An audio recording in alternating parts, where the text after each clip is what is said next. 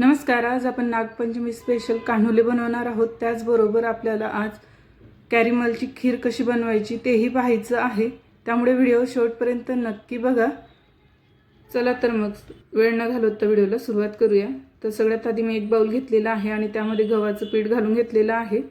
त्यामध्ये आपल्याला थोडं थोडं पाणी घालून आपण चपातींसाठी पीठ मळतो त्या पद्धतीचं पीठ मळून घ्यायचं आहे। तुम्ही हे कान्हुले जर भाजी सोबत खाण्यासाठी बनवत असाल तर यामध्ये ओवा आणि मीठ घालायचं। पीठ इथे मळून झालेलं आहे। आता याला आपण छान असं चोळून घेणार आहोत आणि 5 मिनिट बाजूला ठेवून देणार आहोत। आता एका साइडला मी कढईमध्ये पाणी गरम करायला ठेवलेलं आहे आणि त्यावर ठेवण्यासाठी मी स्टीलची चाळण घेतलेली आहे।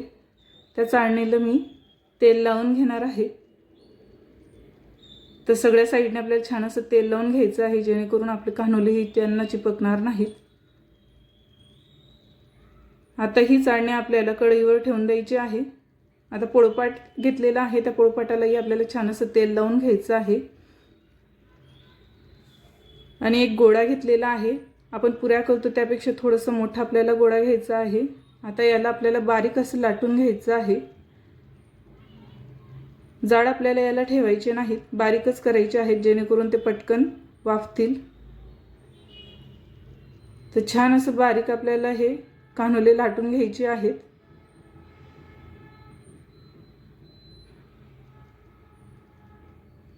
तर पाहू शकता छान असं बारीक आपण लाटून घेतलेलं आहे। आता यावर आपल्याला तेल लावून घ्यायचं आहे आणि मी दाखवलेल्याप्रमाणे आपल्याला याला फोल्ड करून घ्यायचं आहे। आता हे कान्हुले आपलं वाफवण्यासाठी तयार आहे। अशाच प्रकारे मी बाकीचे राहिलेले कान्हुलेही तयार करून घेणार आहे आणि एक एक करून आपण चाळणीमध्ये असे ठेवून ते वाफवण्यासाठी ठेवून देणार आहोत। तर इथे मी 4 कान्हुले तयार केलेले आहेत आणि ते वाफवायला ठेवलेले आहेत।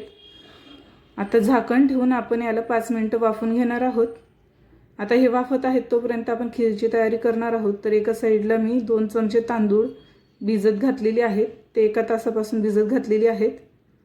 तर आता याला मिक्सरमध्ये आपल्याला बारीक करून घ्यायचं आहे। मिक्सरच्या भांड्यात तांदूळ आणि थोडंसं पाणी टाकून घेतलेलं आहे। आता यांना छान असं बारीक पेस्ट तयार करून घ्यायची आहे। तुमच्याकडे तांदूळाचं पीठ असेल तेही वापरलं तरी चालेल। इकडे मी अर्धा लिटर दूध गरम करायला ठेवलेलं आहे। कान्हुले एकदा आपण चेक करून घेणार आहोत। तर कान्हुले आपले छान असे वाफले गेलेले आहेत। आता यांना आपण काढून घेणार आहोत। दूधही आपलं छान असं गरम झालेलं आहे। आता यामध्ये आपण बारीक करून घेतलेलं तांदूळ टाकून घेणार आहोत आणि याला सतत हलवत आपल्याला मिक्स करून घ्यायचं आहे।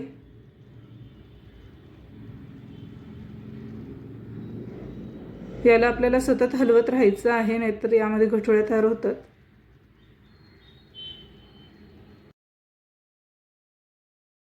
छान असं दूध आपलं घट्ट होत आहे, तांदूळही छान अशी शिजत आहेत। आता एका साइडला मी कढई गरम करायला ठेवलेली आहे। कढईमधलं सगळं पाणी आपल्याला काढून घ्यायचं आहे। कढई पूर्णपणे कोरडी झाली की यामध्ये आपल्याला आवडीप्रमाणे साखर घालायची आहे। गॅसची फ्लेम आता आपल्याला लो करून घ्यायची आहे आणि ही साखर आपल्याला आता वितळून घ्यायची आहे। तिला असं मधून आपल्याला हलवत राहायचं आहे, जेणेकरून ती खालून चिपकणार नाही आणि खीर आपली कडवट लागणार नाही। तर पाहू शकता छान असे आपले साखर ही वितळत आहे।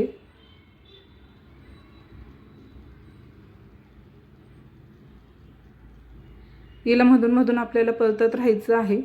तर इथे पाहू शकता छान अशी साखर आपली वितळायला लागलेली आहे। कॅरमल छान असं तयार व्हायला लागलेलं आहे। अशाच पद्धतीने आपल्याला याला हलवत राहायचं आहे।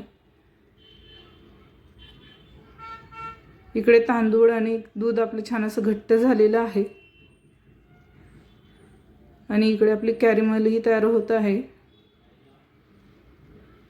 तर पूर्णपणे साखर आपली विरघळली की आपल्याला यामध्ये तयार करून घेतलेलं आपलं दूध आणि तांदळाची जी पेस्ट आहे ती घालून घ्यायची आहे।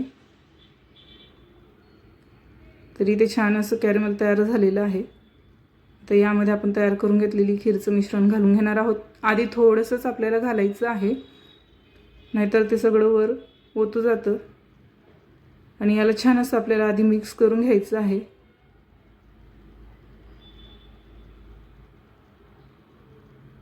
सतत आपल्याला याला हलवत राहायचं आहे, जेणेकरून साखरेचा पाक हा खाली चिपकणार नाही, कॅरेमल खाली लटकणार नाही. आता राहिलेलं सगळं खीरचं मिश्रण आपण यामध्ये टाकून घेणार आहोत आणि याला व्यवस्थित एकजीव करून घेणार आहोत. गॅसची फ्लेम आपल्याला लो ठेवायची आहे.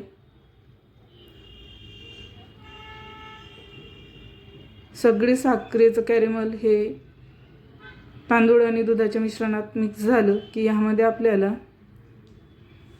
बदामाचे, काजूचे काप टाकून घ्यायचे आहेत. त्याचबरोबर वेलची पूडही घालून घ्यायची आहे. मी एकत्र यांना कुटून घेतलेलं होतं. आता तेही आपल्याला छान असं मिक्स करून घ्यायचं आहे. आता यामध्ये आपण खोबऱ्याचं किस घालून घेणार आहोत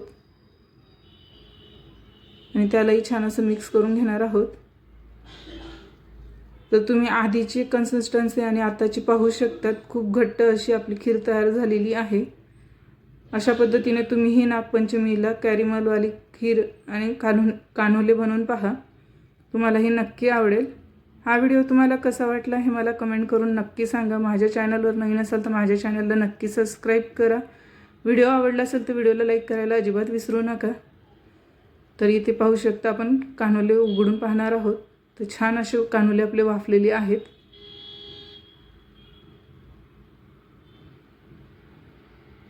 अशाच पद्धतीने तुम्ही ही उद्या कान्हुले तयार करून पहा.